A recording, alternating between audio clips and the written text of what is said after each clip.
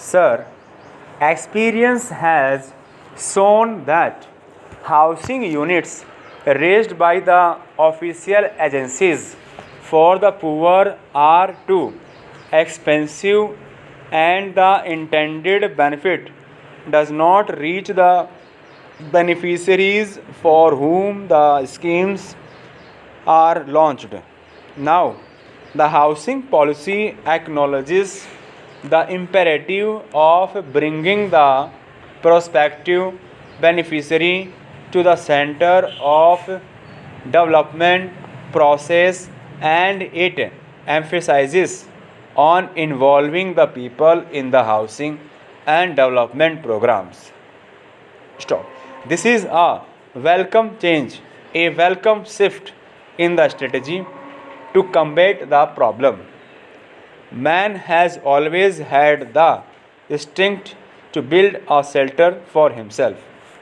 Nothing else explains the mushroom growth of slums.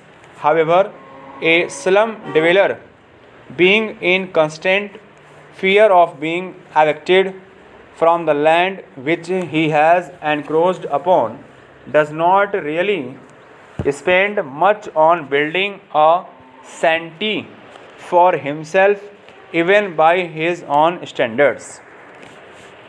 If he were to be assured of the security of tenure over that particular piece of land, and if that were not possible, if he were to be offered an alternative developed piece of land and provided with the basic services like water and sewage system, street lighting, and other important amenities, and also offered some small loan on soft terms, I am sure that every household will be able to build for itself a house which would conform to the basic minimum housing norms postulated by the housing policy. Sir, Gram Panchayats, municipal committees, and the non governmental organizations could also be associated in this national endeavor, particularly in the process of disbursement and repayment of loans, and also for encouraging the cooperative societies, thus relieving the government of some burdensome task. Sir, already there is a scheme for providing housing sites and construction assistance under the minimum needs program, and also the World Bank funded sites and services scheme, and if such schemes are expanded and strengthened, the housing activity, particularly for the poor, will receive a big impetus. Instead of engaging itself in the house building business, the government should initiate a massive program of providing a small developed piece of land to different categories of people. The National Commission on Urbanization has also in its report observed that it is lack of building plots which is the root cause of the problem.